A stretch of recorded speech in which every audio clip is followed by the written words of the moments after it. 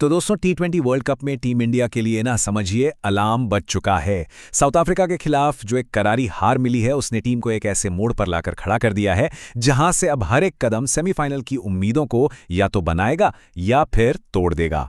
चलिए देखते हैं कि ये मुश्किल सफर आखिर है कैसा। और इस पूरी कहानी की शुरुआत होती है एक नंबर से, -76। जी हाँ, ये सिर्फ एक आंकड़ा नहीं है दोस्तों, ये वो फासला है जिससे हम साउथ अफ्रीका के खिलाफ वो इतना ज़रूरी सुपर हिट मैच हारे हैं। और इस हार का मतलब ना सिर्फ 2 पॉइंट्स का नुकसान नहीं है, अरे इसने तो टीम के पूरे कैंपेन पर ही एक बहुत बड़ा सवालिया निशान लगा दिया है। और देखिए ये हार सिर्फ स्कोरबोर्ड तक की बात नहीं है, इसने तो भारत की सेमीफाइनल की उम्मीदों पर कह सकते हैं लगभग पानी ही फेर दिया है। अब टीम के पास गलती की कोई गुंजाइश बची ही नहीं है। यहां से हर अगला कदम बहुत ही ज्यादा सोच समझकर उठाना होगा। जाहिर है इस हार का असर सीधा टीम मैनेजमेंट पर पड़ा है, जो इस वक्त जबरदस्त दबाव में है।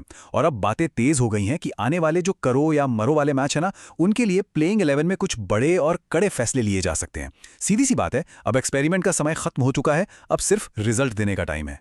तो सबसे बड़ा सवाल यही है कि आखिर ये बदलाव होंगे कहां। देखिए, सीधी सी बात है, सबसे पहले नजर उन खिलाड़ियों पर जाएगी जिनका प्रदर्शन उम्मीदों पर खरा नहीं उतरा है।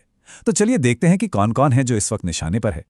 और इस लिस्ट में सबसे ऊपर नाम है युवा ओपनर अभिषेक शर्मा का। देखिए, उनसे उम्मीदें बहुत थी, एकदम धमाकेदार प्रदर्शन की, लेकिन वो लगातार मिले मौकों को भुनाने में पूरी तरह से नाकाम रहे हैं। और अब टीम में उनकी जगह पर सही में तलवार लटक रही है।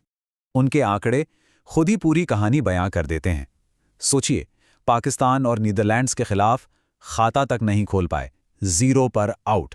और फिर साउथ अफ्रीका के खिलाफ उस सबसे अहम मैच में सिर्फ 15 रन बनाए। अब ऐसे प्रदर्शन के बाद टीम मैनेजमेंट के लिए उन्हें और मौके देना वाकई बहुत मुश्किल होगा। लेकिन देखिए, दबाव सिर्फ अभिषेक शर्मा पर ही नहीं है।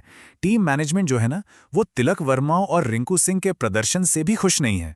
और ऐसा माना जा रहा है कि इन तीनों में से कम एक खिलाड़ी को तो अगले मैच में बाहर बैठना ही पड़ सकता है।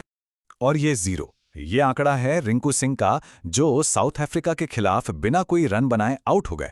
अब सोचिए, एक खिलाड़ी जिसे बिग हिटर और फिनिशर माना जाता है, उसका इस तरह से फेल हो जाना टीम के मिडिल ऑर्डर की कमजोरी को पूरी तरह से उजागर कर देता है।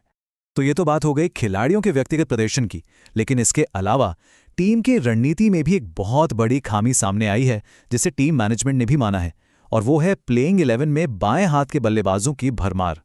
तो सवाल ये है कि ये एक तरफा बैटिंग ऑर्डर आखिर होता क्या है। देखिए, जब टॉप ऑर्डर में ज्यादातर बल्लेबाज एक ही हाथ के हों तो विरोधी टीम के लिए गेंदबाजी की रणनीति बनाना बहुत आसान हो जाता है। जैसे मान लीजिए लाइन से बाएं हाथ के बल्लेबाज हैं, तो उनके सामने एक ऑफ स्पिनर को लगा दो, उसकी गेंद बाहर की तरफ घूमेगी और बल्लेबाज के लिए शॉट खेलना मुश्किल हो जाएगा। ये तो एक तरह से विरोधी टीम को तोहफा देने जैसा हो गया। टीम इंडिया की अभी की सिचुएशन को ही देख लीजिए। टॉप ऑर्डर में कौन है? अभिषेक शर्मा, ईशान किशन और तिलक वर्मा, तीनों ही बाएं हाथ के बल्लेबाज हैं। इसका मतलब क्या हुआ? इसका मतलब ये हुआ कि विरोधी टीम शुरू से ही अपने ऑफ स्पिनर्स को लगाकर हमारे बल्लेबाजों पर आराम से दबाव बना सकती है। और सच तो ये है कि हमने ऐसा होते हुए देखा भी है। तो फिर इस समस्या का समाधान क्या हो सकता है? खबरें हैं कि कोचिंग स्टाफ एक अनुभवी खिलाड़ी को टीम में लाकर इस बिगड़े हुए संतुलन को ठीक करने की योजना बना रहा है। तो आइए जानते हैं कि वो खिलाड़ी कौन हो सकता है।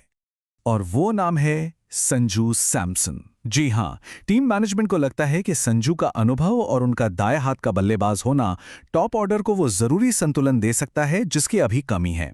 इससे ये एक तरफा लाइनअप की समस्या भी हल हो जाएगी। और इस बात की पुष्टि खुद टीम के असिस्टेंट कोच रेंटेन डोशिट ने की है। उनके मुताबिक संजू को टॉप ऑर्डर में शामिल करने से एक रणनीतिक मतलब एक strategic right hand left hand combination बनेगा। तो ये सिर्फ अफवाहें नहीं हैं, बल्कि ये टीम की सोची समझी रणनीति का हिस्सा लगता है। तो अब सवाल ये है कि आगे का रास्ता क्या है। देखिए, टीम इंडिया के लिए अब हर मैच करो या मरो वाला है। अब यहां से एक भी गलती और सेमीफाइनल की दौड़ से हम सीधे बाहर हो सकते हैं। आगे का रास्ता बिल्कुल साफ है। अगला मुकाबला है जिम्बाब्वे से और उसके बाद ग्रुप का आखिरी मैच होगा वेस्टइंडीज से।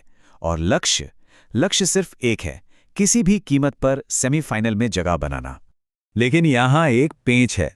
सेमीफाइनल तक पहुंचने के लिए सिर्फ जीतना ही काफी नहीं होगा। नहीं, भारत को जिम्बाब्वे और वेस्टइंडीज दोनों को बड़े अंतर से हराना होगा ताकि टीम का नेट रन रेट बेहतर हो सके।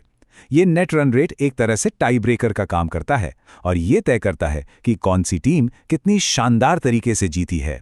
और ये सब कुछ हमें एक बड़े सवाल पर लाकर खड़ा कर देता है। इस करो या मरो की स्थिति में कोच गौतम गंभीर के आक्रामक फैसले कैसे होंगे?